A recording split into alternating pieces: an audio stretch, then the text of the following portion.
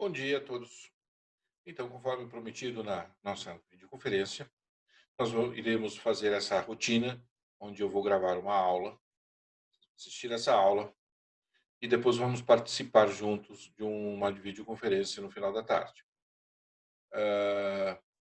Bom, a nossa disciplina, recapitulando, ela trata dos defeitos cristalinos, mas também dos assuntos que eu chamaria dos assuntos contíguos, ou seja, assuntos que estão intimamente relacionados com a existência de defeitos cristalinos nas estruturas cristalinas. Então, lembrando que essa definição de defeito, né, esse termo defeito cristalino, defeito na estrutura cristalina, não é um termo muito feliz, porque dá margem de uma interpretação que esses defeitos, entre aspas, são deletérios, eles são prejudiciais, eles prejudicam as propriedades, as características dos materiais, o que não é a verdade na grande maioria dos casos. Então, temos que tomar cuidado com essa semântica. Bom, o que vamos tratar nesse curso, então?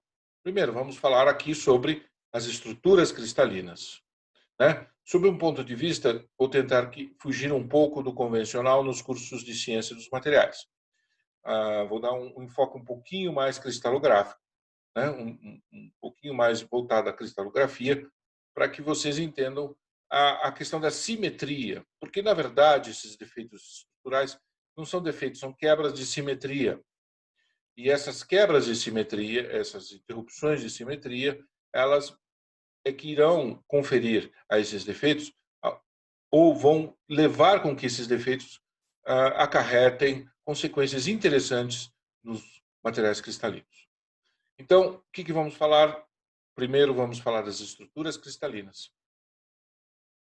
Depois, iremos falar sobre os defeitos unidimensionais ou defeitos pontiformes ou pontuais. Isso varia de tradução a tradução, literatura a literatura, escola a escola. E esses defeitos são importantíssimos para um fenômeno conhecidíssimo em ciências dos materiais e outras ciências, que é o fenômeno da difusão, né? O transporte de átomos dentro de uma estrutura cristalina. Aqui cabe um parênteses que na natureza encontramos basicamente três formas dos átomos se organizarem, dos átomos e moléculas se organizarem. A primeira delas é o estado gasoso, é o gás. O que caracteriza o gás? É que os átomos, as moléculas, estão distantes o suficiente para que não interajam ou interajam muito pouco entre si. Então, obviamente, eles se movimentam com total liberdade, com os 3 graus de liberdade ou mais, conforme a simetria da molécula. O segundo estado, ou a segunda forma da matéria se organizar é através dos líquidos, né? Onde existe ainda uma, uma certa liberdade, já não tão grande. Existe uma ordem de curto alcance, ou seja, se você caminhar poucas moléculas, você vai encontrar um certo padrão. Por quê? Porque as moléculas ou os átomos estão interagindo entre si. Então, já começam a haver uma interação sob o ponto de vista químico, eletrodinâmico, etc. E o terceiro estado, né, de organização, que eu chamaria, é o estado cristalino, onde você possui uma ordem, né, onde você possui um padrão, onde você possui uma simetria, que eu chamaria de simetria de longo alcance, ou seja, essa ordem ela vai a uma quantidade razoável de átomos. Muito bem. Então, para que ocorra a difusão, ou seja, numa estrutura cristalina, é necessário, nós iremos ver, que existam, em equilíbrio ou não, defeitos pontuais. Então, os defeitos pontuais são os grandes responsáveis para que ocorra a difusão de uma forma de uma forma efetiva dentro dos materiais cristalinos. Então aqui temos uma das grandes aplicações para ela. Depois teremos o estudo dos defeitos lineares, que são as discordâncias. Basicamente, os mais importantes são as discordâncias. E aí retomaremos uma questão que é a seguinte: o que são as discordâncias sob o ponto de vista mecânico? Porque justamente elas estão intimamente ligadas às deformações mecânicas. E isso vai nos trazer a uma outra questão, que é como os átomos se ligam dentro de uma estrutura cristalina e como devemos encarar estas ligações. E com isso teremos uma visão um pouco diferenciada da interação desses defeitos lineares com os demais defeitos, que é o que caracteriza basicamente a questão das propriedades mecânicas influenciadas por questões microestruturais. Muito bem. Aí teremos os defeitos ou descontinuidades bidimensionais, contorno de grão, contorno de macra e superfícies. Eu vou tentar, nesse curso, me ater um pouquinho mais do que o que se costuma fazer na questão das superfícies. Muito bem. Temos aqui, então, uma visão macro, né, de que defeitos iremos tratar aqui, mas, paralelamente, iremos tratar sobre as ligações químicas, sobre o tipo de ligação química que você vai encontrar dentro das estruturas cristalinas e no que isso irá influenciar, né, nas consequências, né, desses defeitos no material. Iremos falar um pouquinho sobre o comportamento eletrônico dos elétrons nos materiais metálicos, né, que são os materiais que são majoritariamente, única e exclusivamente, cristalinos, salvo algumas raras exceções. E iremos também trabalhar um pouquinho com as questões da termodinâmica desses defeitos, a termodinâmica desses sistemas, para que possamos fazer algumas análises quantitativas sobre a questão da densidade de defeitos, principalmente de defeitos pontuais, que são muito importantes para o entendimento de fenômenos tais como difusão, centro de cor e etc. Muito bem, vamos começar então falando sobre estruturas cristalinas, né? Eu vejo aqui que isso é uma questão que muitos de vocês que já fizeram algum tipo de curso introdutório sobre ciência dos materiais, ou até mesmo alguns que já fizeram cursos sobre difração de raio-x, etc., podem ter visto. Então, eu vou tentar fugir um pouquinho do convencional, do introdutório, para que vocês tenham aí um acréscimo naquilo que vem aprendendo ao longo desses cursos, né, ao longo da sua formação. Eu vou aqui, então, mostrar para vocês, né, o que são as estruturas cristalinas. Bem-vindos. Vamos lá. As estruturas cristalinas são compostas por um padrão que se repete. É isso que caracteriza a estrutura cristalina.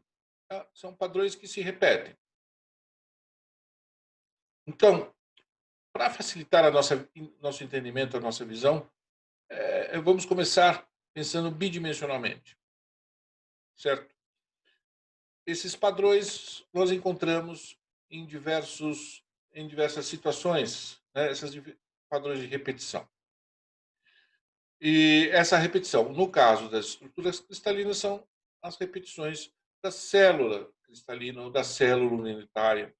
Então, precisamos entender o que é uma célula cristalina ou uma célula unitária e o que é uma estrutura, uma rede cristalina.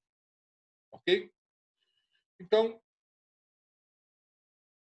uma rede cristalina é um conjunto infinito de pontos definidos pela soma de inteiros de um conjunto de células primitivas, linearmente independentes. Bom, antes de mais nada, perceba o seguinte, que biotridimensionalmente, o que observamos é que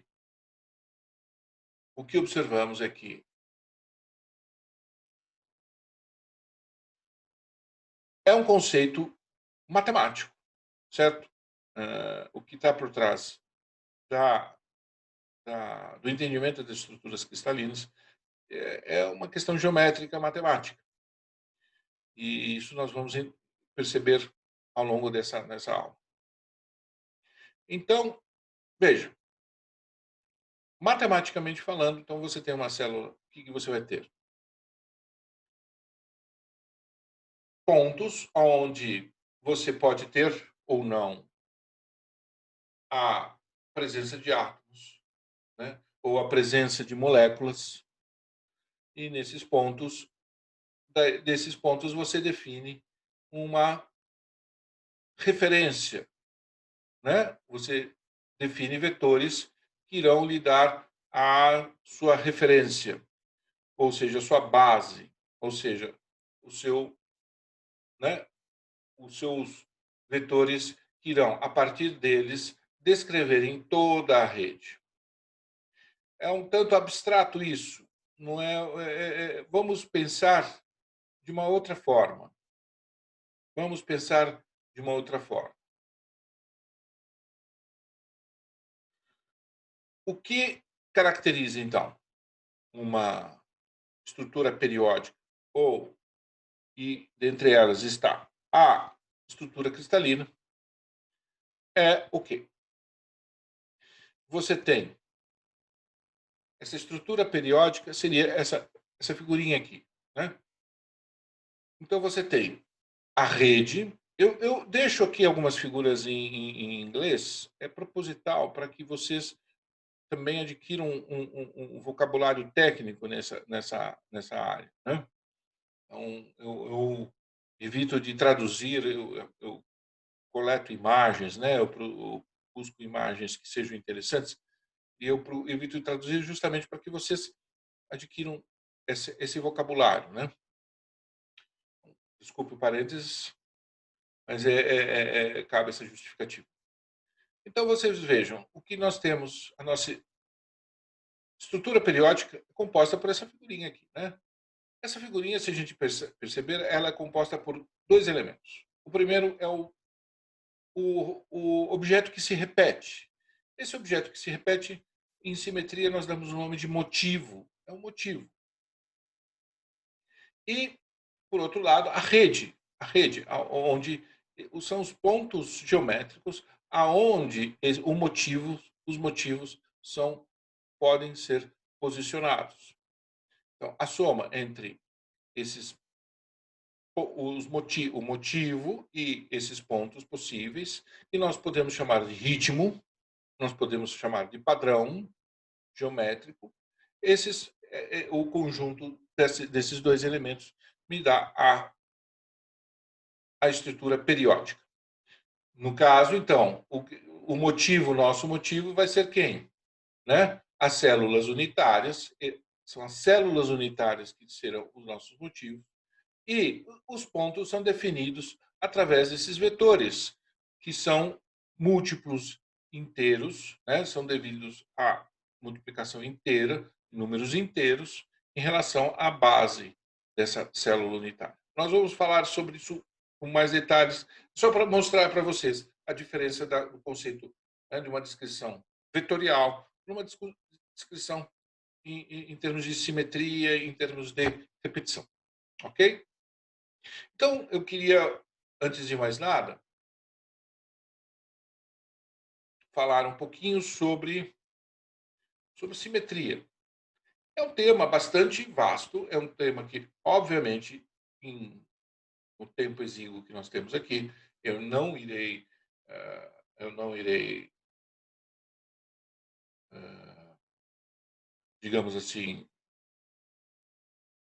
encerrar, né? Não vai ser mas será o suficiente para que vocês consigam perceber algumas questões interessantes e que estão por trás da cristalografia. Eu vou fazer esse parênteses sobre as simetrias, né? E nós vamos retomar uma abordagem convencional que se dá a células cristalinas, a estruturas cristalinas, de uma forma mais geométrica. Mas eu queria que vocês pensassem nessa questão da simetria sob o ponto de vista mais geral, né, e enxergassem, né, as estruturas simétricas no seu entorno, ok? Então vamos lá, vamos falar sobre simetria e eu queria que vocês, então, observassem essa, né,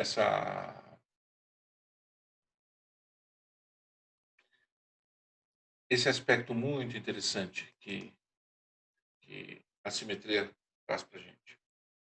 Então, simetria, né, ela é um conceito intimamente ligado à questão da repetição, como disse. Então, percebam, então, uma estrutura cristalina é uma estrutura periódica e que, portanto, advém do conceito da simetria. E conforme eu já havia mostrado a vocês, a simetria ela é composta por dois elementos. O motivo, né, que é aquilo que se repete, e o ritmo, que é a norma, a lei de repetição. O ritmo ou repetição, ele ocorre através da aplicação daquilo que chamamos de operações de simetria ou operadores de simetria. Esses operadores de simetria, então, é o que irão determinar matematicamente, geometricamente, qual será a estrutura, qual será o ritmo, qual será o padrão da repetição. Ok? Muito bem. Então, quando você tem um motivo que é repetido sistematicamente, você vai encontrar esse padrão periódico, né? Essa repetição periódica, né? Você vai ter vários padrões possíveis para cada dimensão analisada. Então, dimensão unidimensional, vamos encontrar apenas dois tipos de padrão. Para geometria bidimensional plana, nós podemos encontrar 17 formas diferentes de repetições.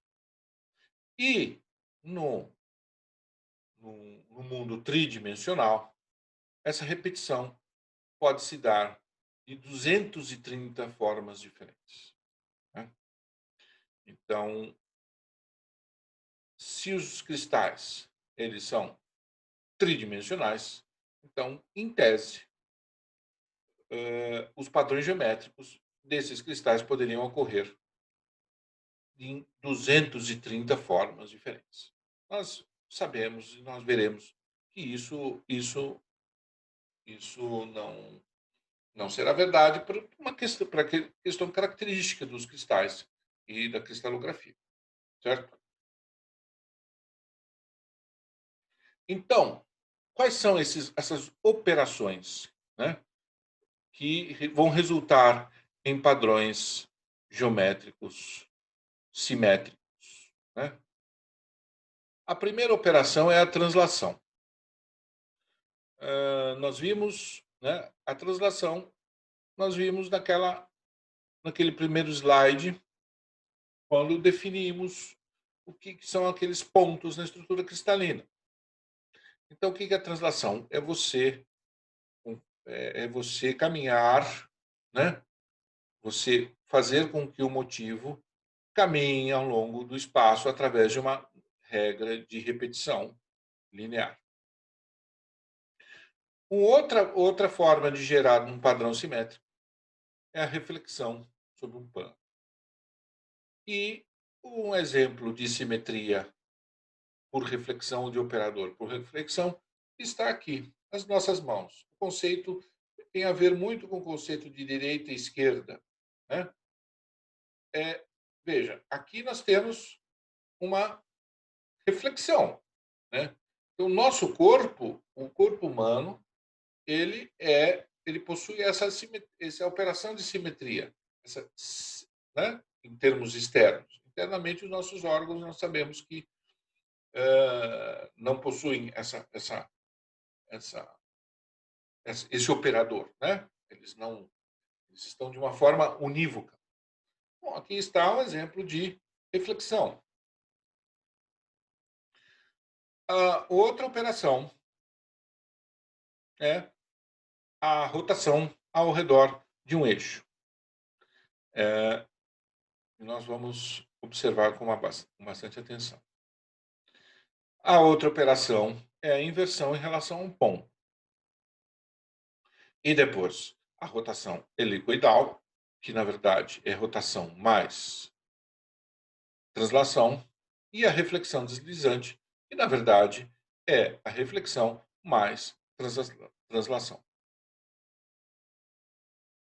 Então, para nós entendermos esses aspectos geométricos da cristalografia, podemos já começar a entendê-los através das figuras bidimensionais, aonde você tem aqueles 17 padrões possíveis. Então, vamos ver alguns exemplos. Antes de mais nada, vamos ver alguns exemplos do que é a translação, a reflexão e da rotação. Então, por exemplo, uma vírgula. Veja, aqui temos uma vírgula, que é um motivo. Por que eu escolhi esse motivo? Porque é um motivo, esse motivo por si, não é simétrico. Né? Não é uma esferinha, não é um ponto. Né? É um objeto que é assimétrico e que, portanto, você reconhece em que posição ele se encontra. Em questões cristalográficas, esse exemplo interessante, porque às vezes você tem, no seu motivo, ele pode ser construído em cima de um agrupamento de átomos, ou seja, eventualmente até de moléculas, em que essa simetria ela vai ficar mais evidente. Então, a minha pergunta é: quais são as operações necessárias, aquelas que eu apresentei a vocês, para que esta vírgula venha de M, né, nessa posição M, para a posição N? Né? Então, vemos o quê? O que vocês acham?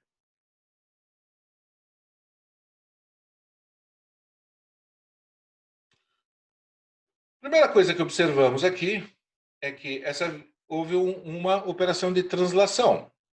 A vírgula veio daqui até aqui, certo? Após a translação, a vírgula sofreu uma operação de rotação de um ângulo de alfa, um ângulo alfa. Então, tivemos aqui duas operações. E para a vírgula vir desse estado M para esse estado N, que operações foram necessárias? A primeira operação, como vocês podem observar, foi a operação da reflexão. Então, qual é o plano de reflexão? Esse aqui, representado por essa linha tracejada, ele é normal. O plano do papel, ou o plano da tela. Então, houve a reflexão da nossa vírgula. Depois ocorreu uma translação, e depois dessa translação, houve uma rotação em relação ao ângulo alfa. Então, esse é um exemplo do que são essas operações de simetria. Então, como vimos, o que é uma simetria translacional? O que é a translação? Então, se eu tenho uma base, né? Uma base A, B e C arbitrária, né? Uma operação de translação é quando eu tenho um deslocamento em relação a essa base através de números inteiros, né? Então, por isso que você tem aquela configuração que nós chamamos na matemática de uma configuração discreta, né? Não é uma configuração contínua, é discreta. São pontos discretos, né? Na rede, no espaço, perdão. Então, e o mais interessante é o seguinte: quando você aplica essa simetria translacional, o que acontece? Você chega, né? Qualquer ponto, né? Qualquer situação, onde você aplica esse operador de translação, vai fazer com que você se desloque para uma outra região do espaço, aonde você não irá conseguir identificar diferença alguma. Entendeu? Então, o que acontece? Você vai de um ponto a outro, em pontos aonde a sua configuração é idêntica. Então, se você fosse uma formiguinha, né? Se você se deslocar através desse operador de translação, você, em absoluto, iria perceber que houve um deslocamento. Você ia dizer, não, estou parado no mesmo lugar. Essa é uma característica interessante de operações de simetria, principalmente de cristalografia. Muito bem. Então, vocês lembram que existe uma base, que a gente chama de célula unitária. Interessante que, matematicamente, você já pode obter uma informação interessante, que é o volume dessa célula unitária, que vai ser justamente definido por essa expressão vetorial entre os vetores, as bases A, B e C. Então, A vetor B escalar C. Se eu aplicar essa operação, eu vou ter de imediato o volume da célula unitária numa rede tridimensional. Ok? A outra operação de simetria, como vimos lá no nosso caso na vírgula, é a rotação. Então, aí eu pus aqui no slide um cristal, mas qualquer operador, né, qualquer configuração geométrica simétrica, possui um n-uplo eixo de rotação quando um ângulo de 2π sobre n resulta em uma configuração atômica idêntica à original em um cristal. Ou seja, se, por exemplo, eu tenho um triplo, né, um eixo de rotação triplo, vamos ver daqui a pouquinho esse exemplo mais clareza, mas quando eu tenho um eixo de rotação triplo, ou seja, 2π sobre 3, eu rodo 2π sobre 3 no cristal. Se eu puser essa formiguinha para rodar esses 2π sobre 3, a formiguinha vai dizer, não, eu não saí do lugar. Não houve nenhuma modificação na minha configuração externa. Eu olho para os lados, olho para as minhas vizinhas, mas, ué, não, eu não me movi. Essa seria uma forma lúdica de percebermos essa operação de simetria. Em cristalografia, não em outras áreas, mas em cristalografia, nós só podemos ter um n valendo. Obviamente, sempre eu vou ter n igual a 1. Ou seja, óbvio que se eu voltar no mesmo ponto, né, é óbvio que eu vou ver a mesma configuração. Essa seria a operação de rotação trivial, que a gente chama. 2, mas eu posso ter 2, n igual a 2, ou seja, π, é uma rotação em π radianos, 2/3 de π radianos, π sobre 2 radianos e π sobre 3 radianos. Não, nada mais diferente do que isso. Não. Então, portanto, só podemos ter uma rotação de 60, 90, 120 e 180 graus. Isso vamos demonstrar agora isso. Por quê? Então, imagine o seguinte. Vamos ver a seguinte figura, onde o x vale P vezes essa base. Então, a gente vai pegar uma rede cristalina tridimensional. Vamos analisar duas linhas. Poderíamos pensar dois planos, duas linhas. E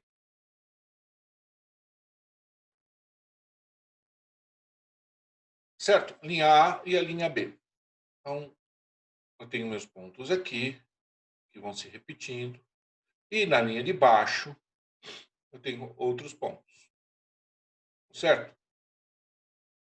Então, se eu pegar em torno do ponto 2 e fizer um ângulo fizer uma rotação de alfa, que vai interceptar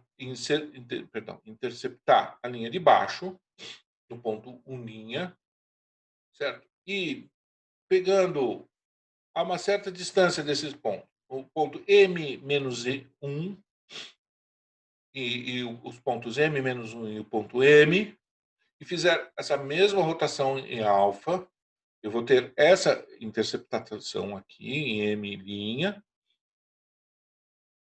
x, né, essa distância x aqui, né, essa distância x ela tem que ser, para que eu tenha uma estrutura cristalina, uma simetria cristalina, eu tenho que esse x, essa distância aqui, tem que ser múltiplos inteiros, né, dessa distância que separa um ponto ao outro na rede, aqui numa rede unidimensional. Então, o que nós temos? Nós temos aqui que x tem que ser igual a um número inteiro p vezes essa base A. Certo? Que por sua vez,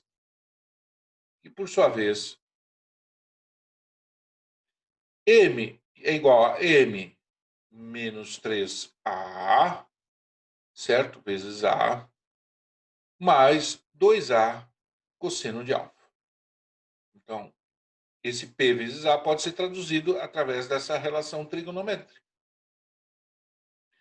E que, portanto, o cosseno de alfa, o cosseno desse ângulo alfa, é igual a 3 mais P menos M dividido por 2. Só que, em tese, eu poderia ter qualquer P ou M, né? Mas essa equação ela só vai ser cristalograficamente verdadeira se esses P's e M's forem números inteiros. Né? Não, eles têm que ser números inteiros. E que, portanto, P menos N também deve ser um número inteiro.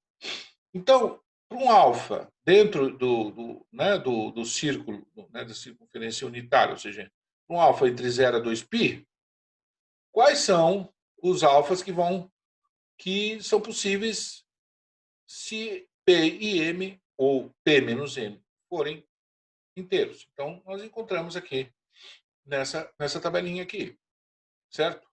Então, P menos E igual a menos 1, menos 2, menos 3, menos 4, menos 5, vão resultar em cossenos de alfa 1 meio, 0, menos 1 e menos 1 meio, 0, menos meio e menos 1. Além disso, você vai sair do ângulo de 2π. Então, portanto, os alfas possíveis são 0, π sobre 3, π sobre 2, 2π sobre 3 e π. Então, essa razão, né, geométrica para que eu só possa ter essas rotações, esses operadores de rotação dentro de estruturas cristalinas. que vão resultar. Essa ordem de rotação seria, né, primária, né, sextupla, quádrupla, tripla e dupla. Ok? Então, estamos aqui. Provado. Uma outra forma de enxergarmos essa questão, é uma forma mais visual, seria percebermos o seguinte: esses ângulos de rotação, na verdade, têm a ver com os ângulos dos objetos que preenchem o espaço. Então, se nós imaginarmos o nosso motivo um azulejo, a nossa rede cristalina, a forma como eu distribuo esses azulejos numa parede, e eu tenho que preencher essa parede, né?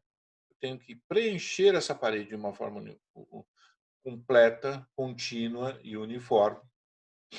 Então, o que vamos ter aqui, né? Nós não podemos ter azulejos de qualquer forma, mesmo que eles tenham uma forma geométrica regular. Então, sabemos que os azulejos que nós conhecemos são esses, em geral, são azulejos quadrados ou azulejos retangulares, certo? Na maioria dos casos, são esse tipo de azulejo que encontramos, né, disponíveis para preencher uma parede. Em alguns casos, nós vamos encontrar azulejos de forma triangular, que vão preencher a parede.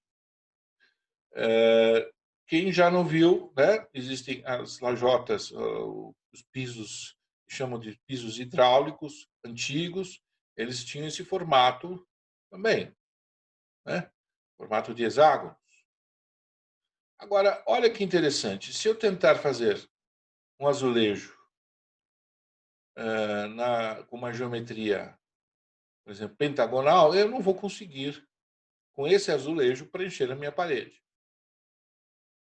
Nem com 7 lados e também nem com 8 lados. Eu vou precisar do auxílio de outro, né, de um outro azulejo aqui, de uma outra simetria aqui para preencher, né, para preencher o espaço. Então, obviamente, o que temos aqui? Uma rotação de quê? De 60 graus, né? Nessa figura, no retangular ou quadrado, nós temos uma rotação de π, né, de 180 graus, né? Vamos ver aqui, 180 graus e de 90 graus. E aqui nós temos a rotação no hexágono, nós temos a rotação de 120 graus. Então, está aqui uma outra forma de justificarmos por que nós só podemos ter essas operações de rotação na cristalografia. Vamos entender, agora vamos juntar um pouquinho os outros operadores e vamos entender de uma forma simples o que é a reflexão. Então, veja um quadrado, né? Primeiro, qual é a simetria dele em termos de rotação, simetrias possíveis de rotação, né? Nós podemos, é um quádruplo, né? Porque se eu rodar de 90 em 90 graus, o quadrado ele permanece, né, para o desavisado, para o incauto, se eu girar sem ele perceber, ele permanece no mesmo estado que se encontrava. E eu vou girar ele 4 vezes para até atingir o seu estado, a sua configuração inicial. Então, por isso que é um quádruplo, né? E, por outro lado, se eu pegar essas retas e imaginá-las como sendo projeções de planos normais à tela, não é difícil vocês enxergarem que há uma reflexão, né?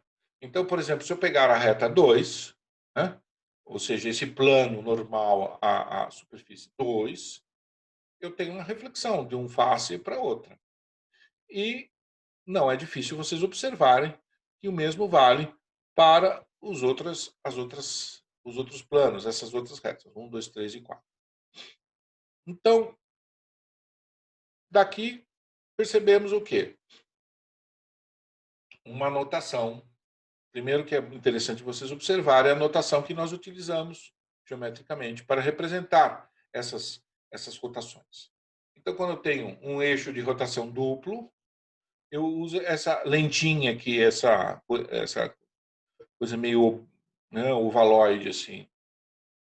Quando eu tenho um eixo de rotação triplo, eu represento por um triângulo, e um eixo de rotação quádruplo, que é o caso dessa figura, um quadrado, e um eixo de rotação sextuplo, eu uso um hexágono. Já os planos de reflexão, eu posso ter um plano, né? Então, cada retinha dessas representa um plano de reflexão. Se eu tenho dois planos ortogonais, eu vou ter essa cruzinha, e se eu tiver essa estrelinha aqui, cada um representa cada plano a 45 graus, que é o caso dessa figura aqui. Então, com isso nós vimos, né? Então, vocês vejam que eu posso, através de uma rotação de 90 graus, certo? Vou fazer com que o quadrado ele permaneça inalterado. Você não, se eu girar 90 graus, o quadrado você não irá perceber, né? Não haverá uma alteração na sua percepção quanto a ele. E, por sua vez, se você fizer essas 4 reflexões, da mesma forma, você não vai perceber qualquer tipo de alteração. É assim que a gente pensa de uma forma mais facinha, né, esses operadores de simetria. Agora, como pensar isso numa rede cristalina, né? Essa que é, né, a nossa grande desafio. Então, de novo, pensando em redes que são bidimensionais, porque é uma forma mais fácil de a gente compreender essas operações. Então, se eu pegar uma rede oblíqua, o que é uma rede oblíqua?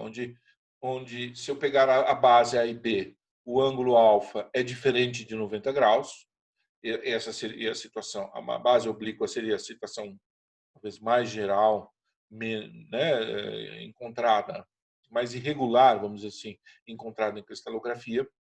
Então, como podemos enxergar essa base oblíqua, né, essa rede oblíqua? Através de operações de simetria de rotações de, né, de 180 graus. Ou, como a gente definiu aqui, um eixo de rotação duplo. Certo? Então, por isso que em cada ponto, vejam que em cada ponto, e no centro, observem isso, nos centros dessas bases, eu vou ter essa mesma simetria de rotação. Quando eu tenho uma rede retangular, então, onde eu tenho que as bases, o módulo das bases é diferente, A é diferente de B, mas o ângulo alfa é 90 graus.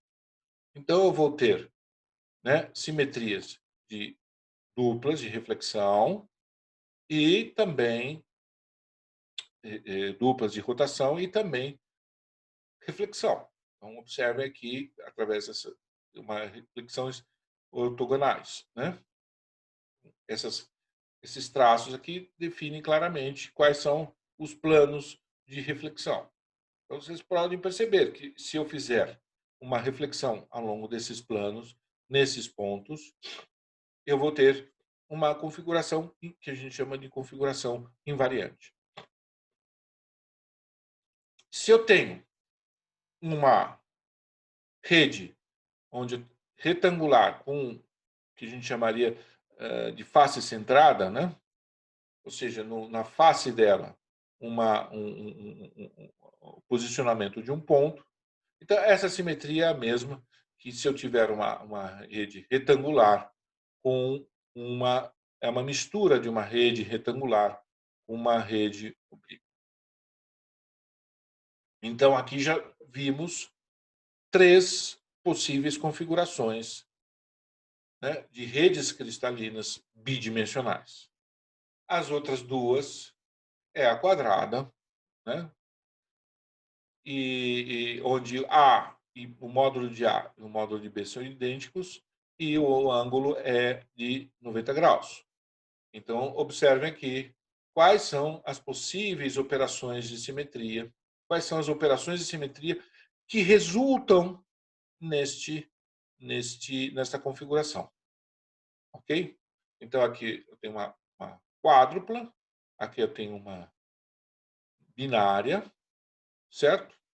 Uma quádrupla, uma binária, uma quádrupla, e aqui nós vemos os possíveis planos de reflexão em relação, né, a operações de reflexão.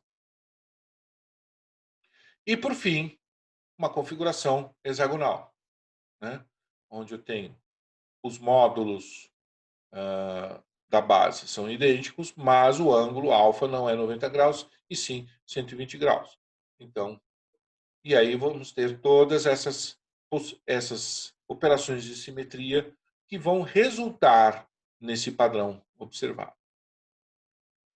Isso aqui é uma coisa que tem que ser vista com calma, que tem que ser pensada com bastante calma, porque é uma abstração que nós não estamos muito acostumados a fazer, né? Nós enxergamos esses padrões à nossa volta, nós enxergamos essas configurações simétricas, mas nós não nos damos conta, em geral, de como é possível chegar nessas configurações. Então, aí vem a definição dos grupos, né? Nos grupos e nos grupos bidimensionais. Então, os grupos de espaço e os grupos de ponto. Vocês vão encontrar muito na literatura sobre cristalografia essas operações, né? Esses pontos de grupos, né? Então, aqui nós temos... Aqui essas duas figuras aqui são idênticas, né? Representam a mesma coisa, só que... Desculpa, elas não são idênticas, mas representam a mesma coisa. Então, eu pus aqui para que vocês possam ter uma visão complementar. Então, aqui eu tenho as duas formas de rotação. Então, o meu motivo é essa setinha aqui, essa setinha. E aqui, o meu motivo é um número 7. Vai? Isso aqui parece um número 7. Então, a trivial, né, que é 360 graus, voltando ao mesmo estágio. E eu posso ter, quando eu tenho essa unária aqui, né, eu tenho a operação de reflexão, que é representada por um M. Então, eu tenho esse plano de reflexão, e aí essa configuração resultante a gente chama de configuração 1M, ou grupo 1M. Esse M, então, representa quantos espelhos eu tenho, né? Quantos espelhos eu vou ter. A verdade é essa, quantas reflexões eu vou ter. Aqui eu tenho, né, a binária, né? Então, eu vou ter uma rotação binária, 180 graus, e eu posso aplicar nessa rotação binária o quê? Duas reflexões. Então, 2mm. Aqui, de uma outra forma, uma visualização um pouquinho diferente, para que vocês enxerguem que isso representa em termos de padrão, né? Para uma rotação tripla, né? Ou trinária.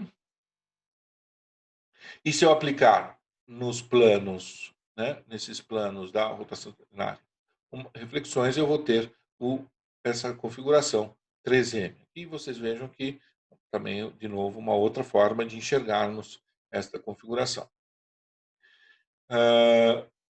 E assim por diante, para 4 e para 6. Ok? Muito bem.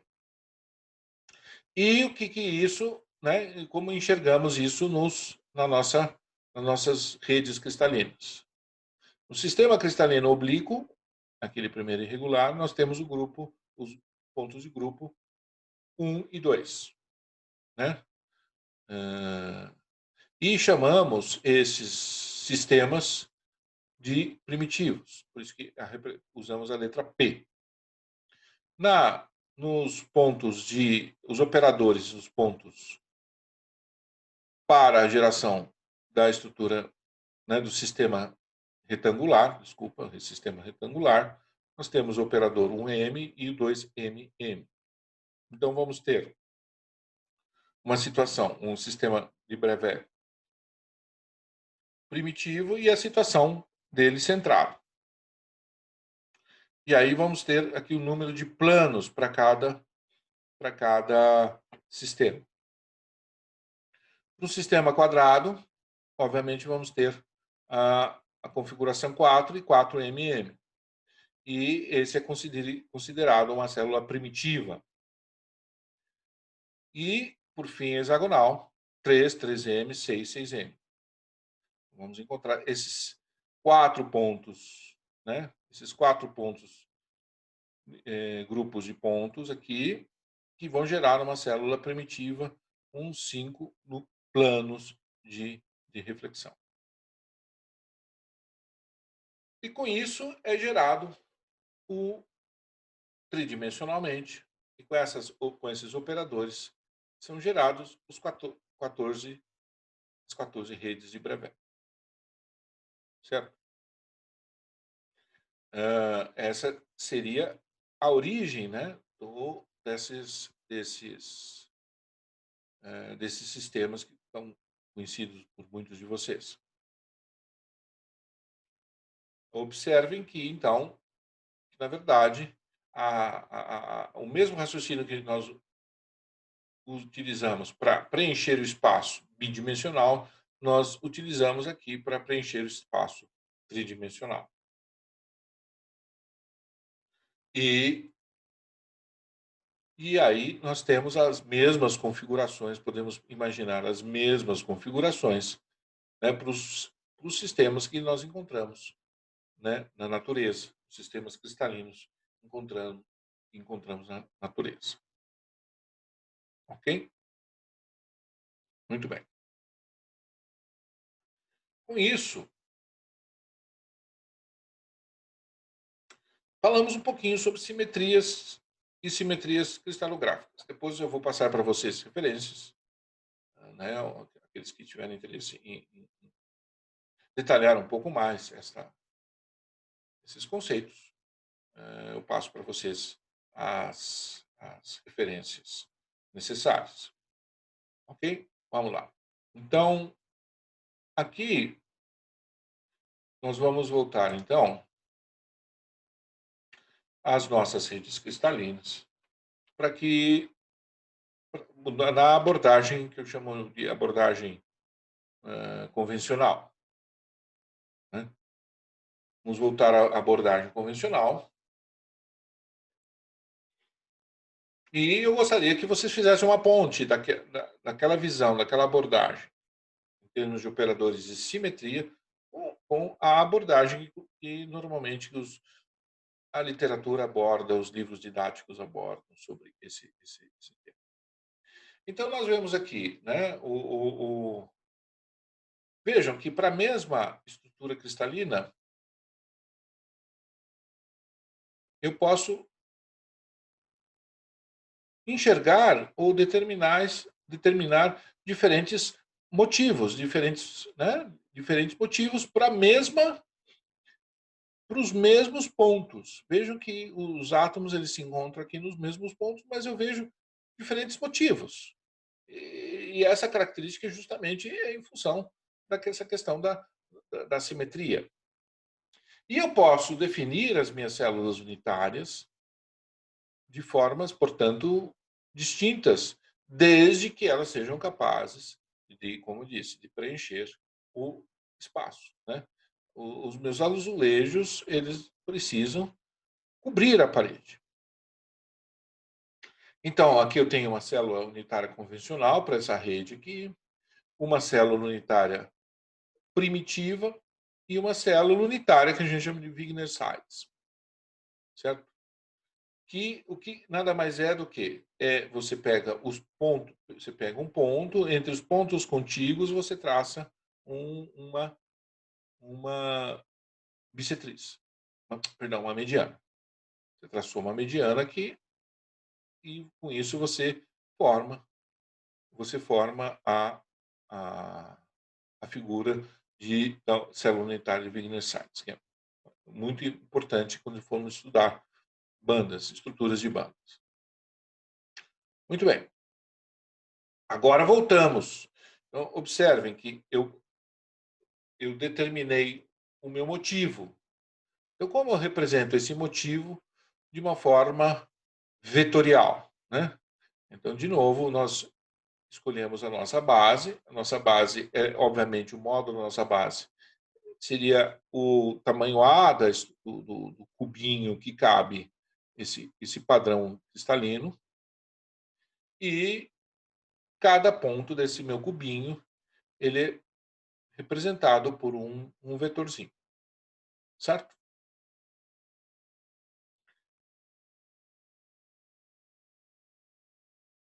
Veja, né? Observem que não é possível, lá atrás a gente falou o seguinte, que não é possível, né, você utilizar, né, uma simetria celular de colmeia, né, chama honeycomb, como um ritmo, né? Mas nós vimos lá o tijolo hexagonal, ele preenche. Então, mas veja, você está enxergando as retas que ligam os pontos. O meu motivo não é as retas que ligam os pontos, mas são os pontos. E se eu pegar esse motivo aqui, e eu deslocar ele para cá, né, eu não vou conseguir fazer uma operação de translação de forma que ocorra repetição. E como eu enxergo isso aqui? Então, como eu resolvo essa estrutura? Eu utilizo como célula unitária, ou seja, como motivo, por exemplo, esses dois átomos contíguos. E com isso eu consigo fazer a operação de translação, sem quebrar a simetria. Então, vocês vejam como é útil, né, esse conceito dos operadores de simetria. Então, num primeiro momento, você olha para essa figura e fala, não, mas aqui, obviamente, eu tenho um sexto, é uma hexagonal. Sim, isso seria no tridimensional, mas no bidimensional não é isso que você observa, porque você não vai ter esse preenchimento completo. Por quê? Porque você não tem a possibilidade de fazer uma translação dessa figura, desse motivo como um todo, sem que eu perca a, a repetição. Agora, se eu pegar esses dois átomos contíguos, eu vou ter, então, essa minha célula unitária, que vai ser o meu motivo, que irá ser repetido por operações de translação. Ok? Então, vamos lá. Aqui, vejam que aqui uma cúbica primitiva. Né? Vemos, né, o conceito da cúbica, que a gente chama P de primitivo. Por quê? Porque são resultado de operadores primitivos de simetria. E aqui eu tenho a célula cúbica tetragonal. Então, agora observe que nós estamos fazendo a transição do bi para o tridimensional. Cúbica, tetragonal e ortorrômbica. Qual que é a diferença delas? É que a cúbica é um cubo, óbvio, então os lados são idênticos e os ângulos, né, entre os vértices são ângulos de 90 graus. O tetragonal é um paralelepípedo, né? Então a base é igual, os lados da base são iguais, mas a altura é diferente. E o ortorrômbico são as três dimensões diferentes, A, B e C. Seria o caso mais geral da mesma simetria. Então vamos ver alguns exemplos aqui, né? Muito encontrados, né? O cúbico né? Vemos aqui o cúbico de corpo centrado, né? A simetria do cúbico de corpo centrado, ela pode ser definida de várias formas. E percebam que o equivalente da Wigner-Seitz para o tridimensional seria essa figura, né? Essa figura geométrica que, observem, ela preenche o espaço, ela preenche as 3 dimensões. Então, a célula de Wigner-Seitz para 3 dimensões, o conceito, então, em vez de eu ter as medianas, eu tenho planos, né? Interceptando a mediatriz, né? Coerentes com a mediatriz entre átomos contíguos. No cúbico de face centrada, a mesma coisa, e a Wigner-Seitz da cúbico de face centrada tem essa característica interessante, né?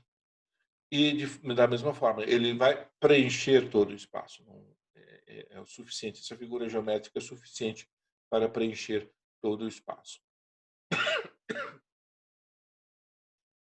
E aqui uma visão, assumindo que os átomos são esferas, é uma visão para o cúbico de face centrada ou cúbico de corpo centrado, né?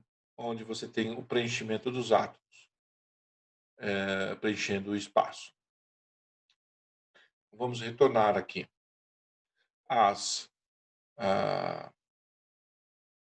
que nós chamamos das redes de Bravais, e que são as possíveis estruturas cristalinas encontradas na natureza. Então, são os possíveis motivos, né, que encontramos para representar cristais. Isso aqui, basicamente, o que nós encontramos com mais frequência são a estrutura cúbica, cúbica de corpo centrado, cúbico de face centrado, algumas tetragonais e alguns hexagonais. Outras estruturas são mais difíceis de serem encontradas na natureza, mas são encontradas, mas mais raramente. Então, por exemplo, o sódio, né? O sódio é um cúbico de corpo centrado, e aí nós observamos que a base do sódio está no 000, e aí você tem a posição dos pontos através dos planos contíguos. O cloreto de césio é um outro exemplo de cúbico de corpo centrado, onde os átomos de césio formam a base e o cloro fica no centro da estrutura. O cobre, por exemplo, é o cúbico de face centrado, né? Aqui nós temos as várias visões possíveis para a estrutura cristalina do cobre. O diamante também é um cúbico de face centrado, assim como os cristais de silício e os cristais de germânio. E o cloreto de sódio é considerado um cúbico de face centrado, pela sua simetria. E aí, nós vamos falar um pouquinho por cima agora, depois eu vou detalhar mais sobre a questão da rede recíproca. Então, o que seria a rede recíproca? Então, seria a forma de eu representar os planos. Vocês vejam que os cristais eles vão formar não só um padrão de pontos, mas um padrão, né, a geração de planos. E cada plano desse aqui corresponde a um ponto. Cada plano desse corresponde a um ponto na rede recíproca. Isso para difração de raio-x, mesmo para a representação de estrutura eletrônica, será muito importante. Para quê?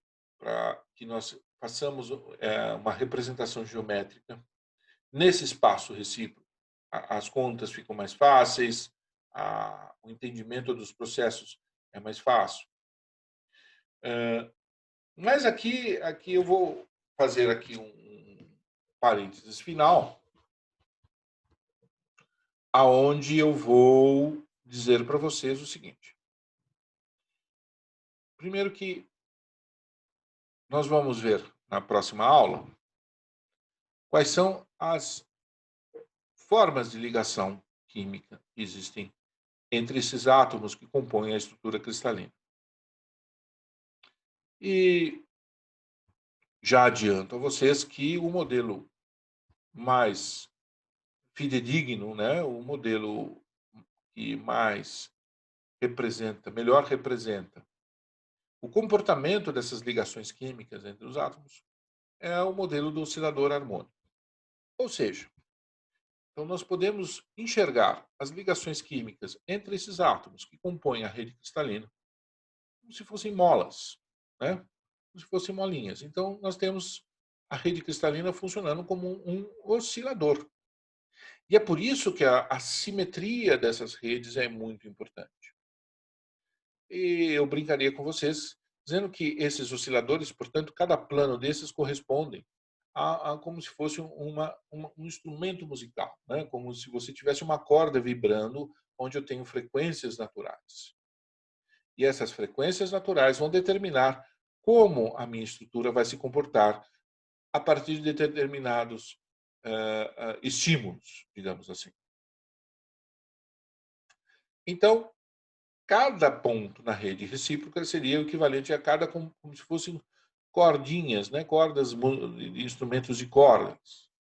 E com isso você pode enxergar a estrutura de bandas, né?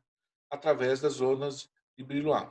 Nós não vamos agora detalhar esse slide aqui, mas vocês observem que se eu adotar essa visão, né, como se você tivesse osciladores harmônicos ligando os átomos, então eu vou ter as estruturas de bandas, ou seja, como essa rede vai vibrar a partir de certos estímulos. Então vou ter frequências de ressonância.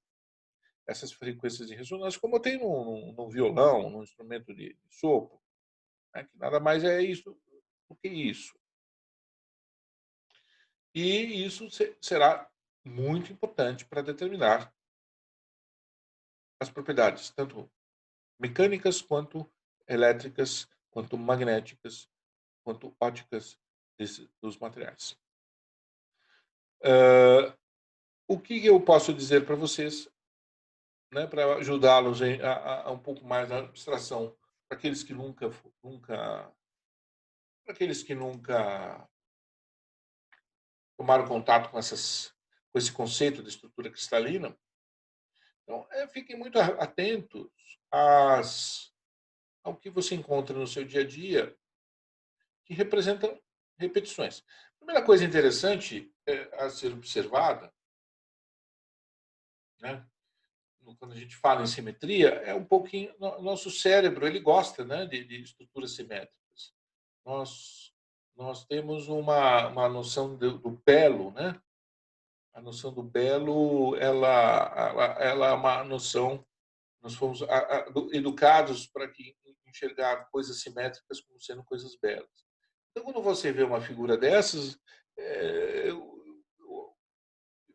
garanto que quando eu apresentei esse slide para vocês, muitos de vocês enxergaram, puxa, como isso é bonito, como isso é harmônico, como isso é belo, né?